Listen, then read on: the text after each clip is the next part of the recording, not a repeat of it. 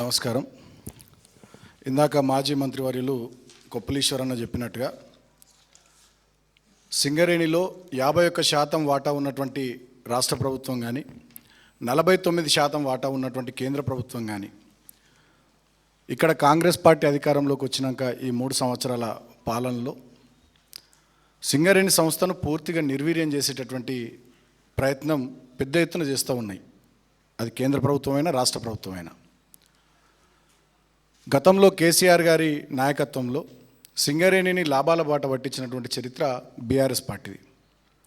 ఆనాడు తెలంగాణ ఉద్యమంలో ఢిల్లీ పాలకులను వణికించినటువంటి గొప్ప ఉద్యమాన్ని చేసి మా తెలంగాణ మాకు కావాలి, మా జీవితాలు మాకు ముఖ్యం కాదని చెప్పి సింగరేణి కార్మికులు తెలంగాణలోని ఇతర వర్గాలకు ఆదర్శంగా ఆనాడు పోరాటంలో పెద్ద ఎత్తున పాల్గొన్నారు. కాబట్టి కేసీఆర్ గారి ప్రభుత్వం వచ్చిన తర్వాత సింగరేణి పైన ప్రత్యేకమైనటువంటి దృష్టి పెట్టి 2014 నుంచి 23 వరకు అనేక రకాలైనటువంటి సంక్షేమ కార్యక్రమాలు ఆనాడు చేసినాం. కార్మికులకు తెలంగాణ స్పెషల్ ఇంక్రిమెంట్ ఇవ్వడం అయితేనేమి, చంద్రబాబు నాయుడు ముఖ్యమంత్రి ఉన్నప్పుడు కాంగ్రెస్ ప్రభుత్వాలు ఉన్నప్పుడు పోగొట్టినటువంటి కారుణ్య నియామకాలు, డిపెండెంట్ ఎంప్లాయ్మెంట్ను మెడికల్ బోర్డును పునరుద్ధరించి అవి తీసుకొచ్చి 16,500 మందికి ఉద్యోగాలు ఇవ్వడం అయితేనేమి, అదేవిధంగా కార్మికులకు వారి తల్లిదండ్రులకు సూపర్ స్పెషాలిటీ హాస్పిటల్లో వైద్యం అయితేనేమి, సింగరేణి ప్రాంతంలో మెడికల్ కాలేజ్ ఏర్పాటు అయితేనేమి, అంతేకాకుండా సింగరేణి ప్రాంతంలో బెల్లంపల్లి నుంచి మొదలుకొని సత్తుపల్లి దాకా ఎవరైతే ఖాళీ స్థలాల్లో సింగరేణి ప్రాంతంలో ఇల్లు కట్టుకున్నారో రిటైర్డ్ కార్మికులు కానీ కాంట్రాక్ట్ కార్మికులు కానీ అక్కడ పేద ప్రజలు కానీ జీవో 76 కింద వేలాది కుటుంబాలకు పట్టాలు ఇచ్చినటువంటి చరిత్ర ఆనాడు కేసీఆర్ గారిది. అంతేకాకుండా ఇంకా అనేక రకాలైనటువంటి సంక్షేమ కార్యక్రమాలు, కార్మికుడు ఇల్లు కట్టుకుంటామంటే 20 లక్షల వడ్డీ లేని రుణం ఇవ్వడం కానీ, ఇట్లా అనేక రకాలైనటువంటి కార్యక్రమాలు, కొత్త థర్మల్ పవర్ స్టేషన్స్ ఏర్పాటు చేయడం కానీ, ఇట్లా అన్ని కార్యక్రమాలు చేసుకొని కొత్త మైన్స్ ఏర్పాటు చేయడం, సింగరేణిని బంగారు గనిగా తెలంగాణ ఆస్తి కాబట్టి దాన్ని గొప్పగా తీర్చిదిద్దింది కేసీఆర్ గారి నాయకత్వం అన్నాడు. ఆ సందర్భంలో అప్పుడు కేంద్రంలో ఉన్నటువంటి ప్రభుత్వం, నేను అప్పుడు ఎంపీగా ఉన్న పెద్దపల్లి నుంచి ఆ ప్రాంతం నుంచి 2015లో ఎంఎండిఆర్ యాక్ట్ అమెండ్మెంట్ తీసుకొచ్చినప్పుడు ఈ మైన్స్ని దేశవ్యాప్తంగా వేలం వేయాలి అనేటటువంటి ఆలోచన చేసినప్పుడు ఆనాడు లోక్సభలో చర్చ వస్తే మేము దాన్ని నిరసిస్తూ వాకౌట్ చేసినాం. ఆనాడు వినోద్ కుమార్ అన్న కానీ మేము కానీ అందరం కూడా ఎంపీలము లోక్సభలో వాకౌట్ చేసినాం. ఏం చెప్పినాం మేము అన్నాడు, సింగరేణి సబ్జెక్టే చెప్పినాం. సింగరేణి తెలంగాణకు కొంగు బంగారం, మా సింగరేణి ప్రాంతంలో ఉన్నటువంటి బొగ్గు బావులన్నింటినీ కూడా వితౌట్ ఆక్షన్ నామినేషన్ పద్ధతిలో సింగరేణి సంస్థకు అప్పచెప్పాలి. ఇది పబ్లిక్ సెక్టర్ యూనిట్ కాబట్టి ఆక్షన్ పెట్టడానికి వీల్లేదని చెప్పి, వేలం వేయడానికి వీల్లేదు సింగరేణి మైన్స్ అని చెప్పి ఆనాడు మేము లోక్సభలో గొడవ చేసినాం, వాకౌట్ చేసినాం.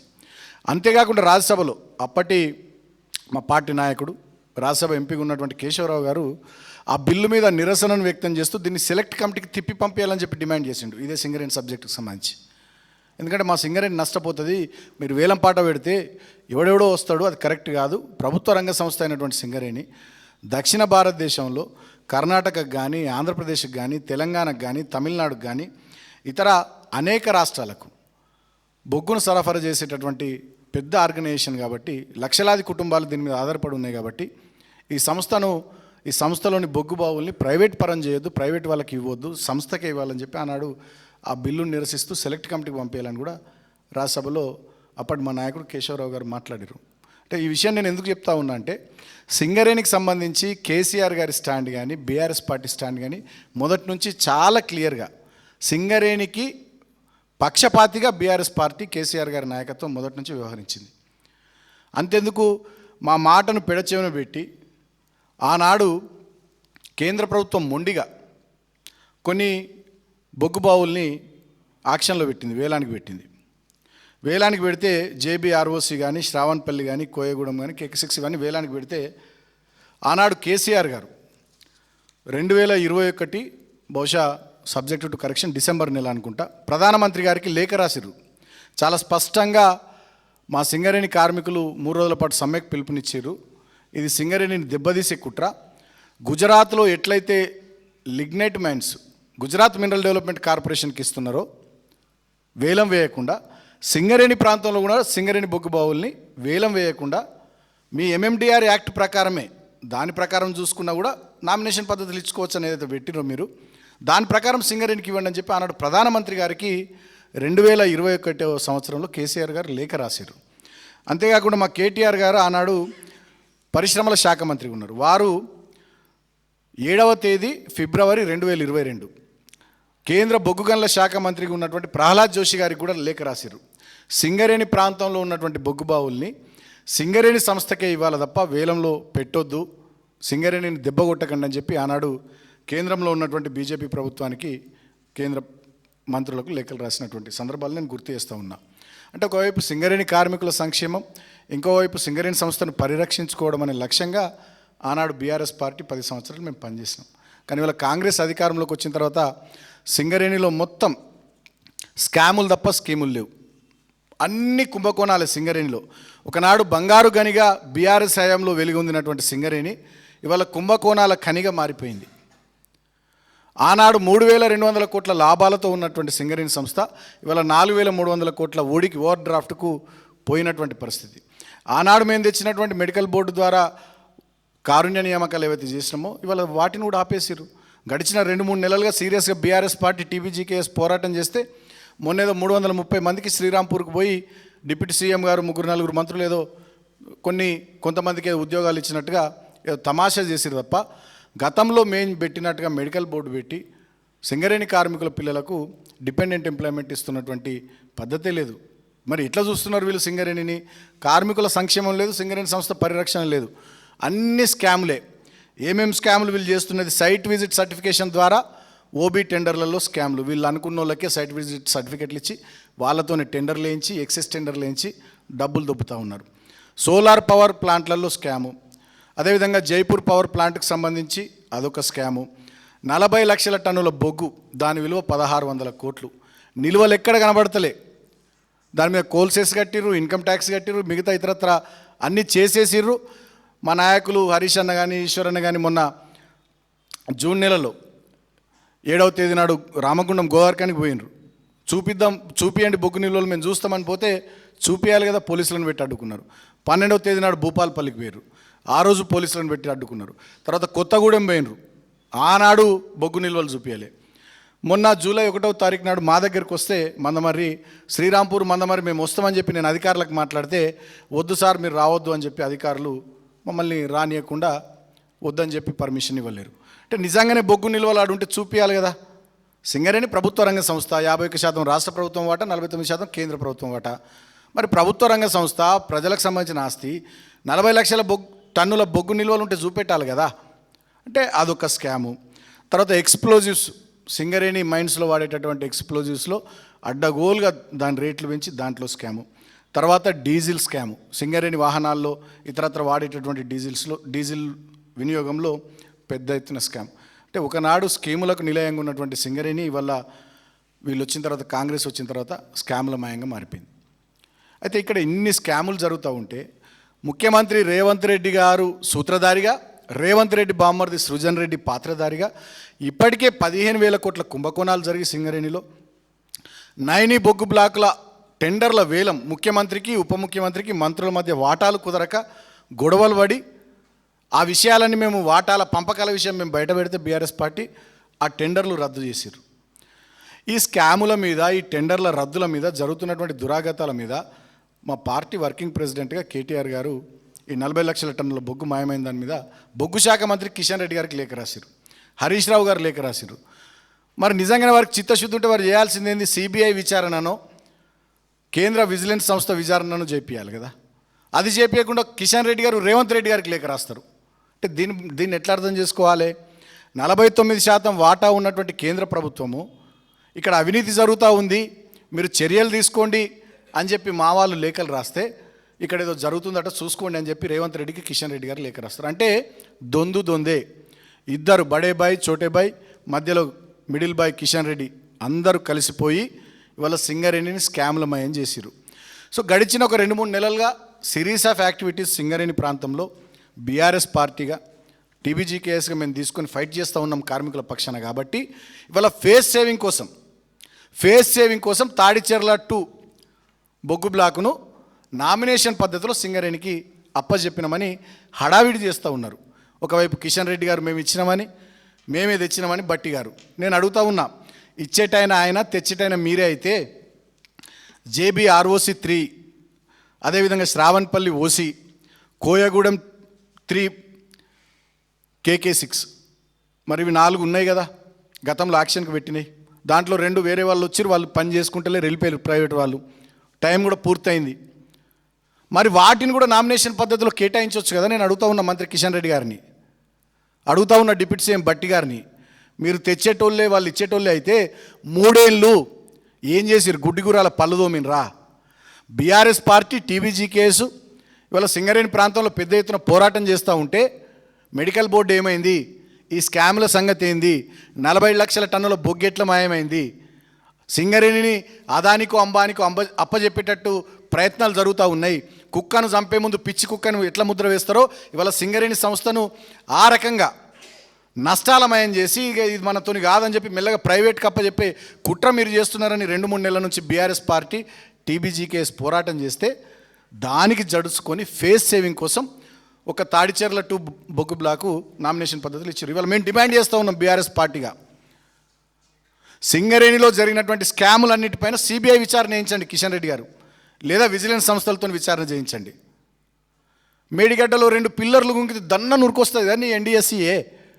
లక్షల కుటుంబాలు ఆధారపడ్డటువంటి సింగరేణి, తెలంగాణలో 9 జిల్లాల్లో విస్తరించున్నటువంటి సింగరేణి, 11-12 అసెంబ్లీ నియోజకవర్గాలు డైరెక్ట్గా, 13-14 అసెంబ్లీ నియోజకవర్గాలు ఇండైరెక్ట్గా, 46,000 కార్మిక కుటుంబాలు, 20-30 వేల కాంట్రాక్ట్ కార్మిక కుటుంబాలు, 40-50 వేల రిటైర్డ్ కార్మిక కుటుంబాలు, 1,00,000 కుటుంబాలు డైరెక్ట్గా, ఇంకొక 5-6 లక్షల కుటుంబాలు ఇండైరెక్ట్గా, మొత్తం ఆ ప్రాంతంలో ఒక 15-20 లక్షల కుటుంబాలు సింగరేణి మనుగడ మీద ఆధారపడి జీవితాన్ని బెల్లంపల్లి ఆసిఫాబాద్ నుంచి మొదలుకుంటే సత్తుపల్లి కొత్తగూడెం దాకా కొనసాగిస్తున్నటువంటి తరుణంలో ఆ సంస్థలో జరుగుతున్నటువంటి అవినీతి మీద విచారణ జరిపించే బాధ్యత కిషన్ రెడ్డి గారు మీ మీద లేదా, కేంద్ర ప్రభుత్వం మీద లేదా? నేను అడుగుతా ఉన్నా. మేడిగడ్డలో 2 పిల్లర్లు గుంగితే ఉరికొస్తుంది NDA ఒకటే రోజులో. సింగరేణిలో ముఖ్యమంత్రి బామ్మర్ది సృజన్ రెడ్డి పాత్రధారిగా, ముఖ్యమంత్రి రేవంత్ రెడ్డి సూత్రధారిగా ఇవాళ స్కాములు జరుగుతూ ఉంటే, 15,000 కోట్ల కుంభకోణాలు జరుగుతూ ఉంటే, 9 బొగ్గు బ్లాక్ టెండర్ల వేలం రద్దయితే CBI ఎందుకు వేయరు విచారణ? కేంద్ర విజిలెన్స్ సంస్థలతో ఎందుకు విచారణ జరిపించరు? నేను అడుగుతా ఉన్నా. అమిత్ షా గారు వచ్చి తిడతారు ఇక్కడ RR ట్యాక్స్ అని, ప్రధానమంత్రి మోడీ గారు వచ్చి తిడతారు RR ట్యాక్స్ అని. ఇవాళ ఆధారాలతో సహా మా హరీషన్న పవర్ పాయింట్ ప్రజెంటేషన్ ద్వారా మొన్న మా దగ్గర మందమరిలో కానీ, కేతన్పల్లి మున్సిపాలిటీ పరిధిలో, గోదావరిఖనిలో, భూపాలపల్లిలో, కొత్తగూడెంలో ఆధారాలతో సహా సింగరేణిలో ఎట్లా స్కాములు జరిగినాయని రైట్ టు ఇన్ఫర్మేషన్ యాక్ట్ ద్వారా వివరాలు తీసుకొని ప్రజెంట్ చేస్తే, బయట పెడితే ఎందుకు వీటి మీద మీరు కేంద్ర ప్రభుత్వ సంస్థలు దృష్టి సారించరు? ఎందుకు విచారణ జరిపించారని నేను కేంద్ర మంత్రి కిషన్ రెడ్డి గారిని అడుగుతా ఉన్నా. మీకు రేవంత్ రెడ్డి గారికి ఉన్నటువంటి లోపల సంబంధం ఏందని నేను అడుగుతా ఉన్నా. రేవంత్ రెడ్డిని, కాంగ్రెస్ ప్రభుత్వాన్ని రక్షించే ప్రయత్నం కిషన్ రెడ్డి గారు మీరు ఎందుకు చేస్తున్నారని అడుగుతా ఉన్నా. మీకు ఈ అవినీతిలో వాటా లేకుంటే, భాగస్వామ్యం లేకుంటే CBI విచారణకు సింగరేణిలో ఎందుకు ఆదేశం ఇస్తలేరు? మీరు కేంద్ర విజిలెన్స్ సంస్థల విచారణకు ఎందుకు మీరు ముందుకు వస్తలేరో ఇవాళ నేను అడుగుతా ఉన్నా. ఇవాళ సింగరేణి కార్మికులకు, తెలంగాణ ప్రజలకు అర్థమైపోయింది. కిషన్ రెడ్డి గారు, రేవంత్ రెడ్డి గారు బాయి అలాయ్ బాలాయి తీసుకున్నారు. ఇద్దరు కలిసి సింగరేణిలో ఈ రకమైనటువంటి కుట్రలకు పాల్పడుతూ ఉన్నారని వాళ్ళు అర్థమైంది. నేను ఇంకొక విషయం కూడా గుర్తు చేస్తూ ఉన్నా. గతంలో మేము ఇచ్చిన 16,500 ఉద్యోగాల మీద ఇవాళ విజిలెన్స్ విచారణ పేరిట ఆ కుటుంబాలను వేధిస్తూ ఉన్నారు, అధికారులను వేధిస్తూ ఉన్నారు రాష్ట్ర ప్రభుత్వం. మరి గిన్ని స్కాములు జరిగినటువంటి ఈ సింగరేణిలో, ఇన్ని దుర్మార్గాలు, దురాఘాతాలు జరుగుతున్నటువంటి ఈ సింగరేణిలో వీళ్ళు చేస్తున్నటువంటి అవినీతి మీకు ఎందుకు కనబడతలేదు కిషన్ రెడ్డి గారని నేను అడుగుతా ఉన్నా. కేంద్ర ప్రభుత్వం ఏం చేస్తూ ఉందని చెప్పి నేను అడుగుతా ఉన్నా. ఇప్పటికైనా మీరు కళ్ళు తెరవాలి. ఏదో ఫేస్ సేవింగ్ కోసం మీరు కాంగ్రెస్ కలిసి ఒక్క బొగ్గు బ్లాక్ను కేటాయించడం కాదు, సింగరేణి మొత్తం ప్రాంతంలో విస్తరించున్నటువంటి అన్ని బొగ్గు బావుల్ని, అన్ని ఓపెన్ కాస్ట్ మైన్స్ని సింగరేణి సంస్థకే అప్పచెప్పాలని మేము డిమాండ్ చేస్తూ ఉన్నాం. బీఆర్ఎస్ పార్టీగా సింగరేణి సంస్థకే అప్పచెప్పాలని మేము డిమాండ్ చేస్తూ ఉన్నాం. లేకపోతే ఖచ్చితంగా సింగరేణి కార్మికుల పక్షాన మేము పోరాటం చేస్తాం. ఎందుకంటే సింగరేణి అనేది తెలంగాణ కొంగు బంగారం. గతంలో సింగరేణికి సంబంధించి బీఆర్ఎస్ పార్టీ ప్రతిపక్షంగా కానీ, ఆనాడు ఉద్యమ పార్టీగా కానీ, అధికార పార్టీగా కానీ, వాళ్ళ ప్రధాన ప్రతిపక్షంగా కానీ ఒకటే స్టాండ్ మీద ఉన్నది. ఒకప్పుడైతే కేసీఆర్ గారు ఎంత దూరం ఆలోచించారంటే సింగరేణిని ఒక గ్లోబల్ ఆర్గనైజేషన్ చేయాలి, ప్రపంచవ్యాప్తంగా దీన్ని విస్తరించాలి, పెద్ద ఎత్తున మైనింగ్ యాక్టివిటీ కాకుండా కేవలం కోల్ మైనింగ్ యాక్టివిటీ కాకుండా ఇతర అనేక మినరల్స్ మైనింగ్ యాక్టివిటీలోకి ప్రపంచవ్యాప్తంగా దీన్ని ఒక గ్లోబల్ ఆర్గనైజేషన్ చేయాలి, పెద్ద ఎత్తున దీన్ని ముందుకు తీసుకుపోవాలని చెప్పి వారు ఆశించారు. కాంగ్రెస్ ప్రభుత్వం గతంలో ఉన్నప్పుడు 100% వాటా ఉన్నటువంటి సింగరేణిలో 49% వాటా కేంద్రానికి అప్పచెప్పింది ఆనాడు కాంగ్రెస్ ప్రభుత్వం. అవసరమైతే ఆ 49% వాటాను తెలంగాణ ప్రభుత్వమే తీసుకొని కంప్లీట్గా తెలంగాణ రాష్ట్ర ప్రభుత్వము తెలంగాణ రాష్ట్ర ప్రజల ఆధీనంలో సింగరేణి సంస్థను ఉంచుకొని దీన్ని ఒక విశ్వవ్యాప్త సంస్థగా తయారు చేయాలి, లక్షలాది మంది పిల్లలకు దీంట్లో అవకాశాలు రావాలి అనేటటువంటి ఒక కల్పన, ఒక విజువలైజేషన్ ఆనాడు కేసీఆర్ గారు చేసి చాలా సుదూరంగా ఆలోచించి ఈ సంస్థను పెంచాలని చెప్పి వారు ఆనాడు అనేక రకాలైనటువంటి నిర్ణయాలు తీసుకున్నారు. కానీ ఇవాళ రేవంత్ రెడ్డి వచ్చిన తర్వాత, డిప్యూటీ సీఎం బట్టి విక్రమార్క వచ్చిన తర్వాత మొత్తం అవినీతిమయం, కుంభకోణాలమయం, కార్మికుల సంక్షేమం లేదు, ఏమీ లేదు. మేము చేస్తున్నటువంటి పోరాటాల ఫలితంగా ఇవాళ తూతు మంత్రంగా ఫేస్ సేవింగ్ కోసం ఏదో ఒక్క మైన్ నామినేషన్ మీద ఇచ్చి ఇక మొన్నటి నుంచి ఒకటే స్టేట్మెంట్లు కాంగ్రెస్ వాళ్ళు బీజేపీ వాళ్ళు ఏదో చేసేసినామని. దీంట్లో ఇంకొక కుట్ర కూడా ఉన్నది. ఇప్పుడు సింగరేణి కార్మికులు ఏమనుకోవాలి, బీజేపీ కాంగ్రెస్ ఇక సింగరేణికి మైన్ ఇచ్చింది, రేపు దీన్ని ప్రైవేట్ పరం చేస్తలేదని చెప్పి ఒక నమ్మించే ప్రయత్నం. మెడికల్ బోర్డు పెట్టకుండా, ఉద్యోగాలు ఇవ్వకుండా కాంగ్రెస్ చేస్తున్నటువంటి దుర్మార్గం నుంచి కార్మికుల దృష్టిని మరల్చే ప్రయత్నం. బీఆర్ఎస్ పార్టీ చేసినటువంటి ఆధారాలతో సహా రుజువు చేసినటువంటి వివిధ అవినీతి అక్రమ స్కాముల నుంచి కార్మికులు ప్రజల దృష్టిని మరల్చే ప్రయత్నం తప్ప ఇంకొకటి కాదు. మీకు చిత్తశుద్ధి ఉంటే మళ్ళీ డిమాండ్ చేస్తూ ఉన్నాం, కిషన్ రెడ్డి గారు కేంద్ర ప్రభుత్వ సంస్థల చేతి ఇక్కడ జరుగుతున్న అవినీతి పైన విచారణ చేయించండి. మీరే బొగ్గు శాఖ మంత్రి ఉన్నారు కాబట్టి మీరే ఇనిషియేటివ్ తీసుకొని సింగరేణి ప్రాంతంలో విస్తరించున్నటువంటి అన్ని బొగ్గు బావుల్ని, అన్ని ఓపెన్ కాస్ట్లను సింగరేణి సంస్థకే నామినేషన్ పద్ధతిలో అప్పచెప్పాలి. ఎట్లయితే గుజరాత్లో మినరల్ డెవలప్మెంట్ కార్పొరేషన్కు లిగ్నైట్ మైన్స్ నామినేషన్ పద్ధతిలో ప్రధానమంత్రి మోడీ గారి సొంత రాష్ట్రంలో ఇచ్చిరో ఇక్కడ కూడా అట్లనే నామినేషన్ పద్ధతులు అన్ని మైన్స్, అది మా మందమర్రిలోని శ్రావణపల్లి ఓసీ కానీ, KK6 కానీ మా మందమర్రి సంబంధించి, అదేవిధంగా జేబీ సత్తుపల్లి ఓసీ కానీ, కోయగూడెం 3 కానీ, JBROC3 కానీ, ఇతర అనేక ఏవైతే మైన్స్ ఓపెన్ కాస్ట్లు ఉన్నాయో అవన్నీ కూడా సింగరేణి సంస్థకి నామినేషన్ పద్ధతిలో ఇవ్వాలని కోరుతూ, మీరు ఆ దిశగా ప్రయత్నాలు చేయకపోతే సింగరేణి సంస్థను బతికించుకోవడం కోసం, కార్మికుల సంక్షేమం కోసం మేము మొదలుపెట్టిన సింగరేణి పోరుబాటు అనేటటువంటి కార్యక్రమం బీఆర్ఎస్ పార్టీ ఆధ్వర్యంలో, అదేవిధంగా TBGKS ఆధ్వర్యంలో ఖచ్చితంగా కొనసాగుతుంది. మీ భరతం పట్టేదాకా మిమ్మల్ని వదిలిపెట్టమని చెప్పి సందర్భంగా సింగరేణి సంస్థ పరిరక్షణే ధ్యేయంగా, కార్మికుల సంక్షేమమే లక్ష్యంగా మేము పనిచేస్తామని చెప్పి సందర్భంగా తెలియజేస్తూ, కార్మికులను కూడా నేను కోరుతా ఉన్నా, వీళ్ళ ట్రాప్లో, కాంగ్రెస్ బీజేపీ ట్రాప్లో మనం పడొద్దు. ఇది కేవలం గింతంతే, మన పోరాట ఫలితంగా అయినటువంటి పని గింతంతే. ఇంకా చాలా పనులు జరగాల్సినటువంటివి ఉన్నాయి. వాటన్నిటి నుంచి దృష్టి మరల్చడానికి ఏదో మనకు మెహర్బాన్ చేసినామని గొప్పలు చెప్పుకునేటటువంటి ప్రయత్నం కాంగ్రెస్ బీజేపీ ప్రభుత్వాలు చేస్తున్నాయి. వాళ్ళు చేసింది గింతే, ఇంకా అనేక మైన్స్ ఉన్నాయి, అనేక ఓపెన్ కాస్ట్లు ఉన్నాయి మనకు నామినేషన్ పద్ధతిలో ఇవ్వడానికి. అవన్నీ ఇచ్చినాడు నిజంగా వీళ్ళకు చిత్తశుద్ధి ఉన్నట్టు తప్ప ఏదో ఒక్కటి ఇచ్చి ఇవాళ ఈ ప్రాంతంలో వస్తున్నటువంటి వ్యతిరేకతను, ఈ ప్రాంతంలో కార్మికుల్లో ఉన్నటువంటి కోపాన్ని, ఆగ్రహాన్ని ఏదో తగ్గించే, మినిమైజ్ చేసేటటువంటి కుట్ర ప్రయత్నం వాళ్ళు ఏదైతే చేస్తూ ఉన్నారో దాన్ని కూడా కార్మిక సోదరులు సోదరిమణులు, ఆ ప్రాంత ప్రజానికం గమనించాలి. మనం ఎప్పుడు అప్రమత్తంగా ఉండాలని చెప్పి సందర్భంగా నేను విజ్ఞప్తి చేస్తూ, ఇప్పుడు TBGKS అధ్యక్షులు మిర్యాల రాజిరెడ్డి గారు మాట్లాడతారు.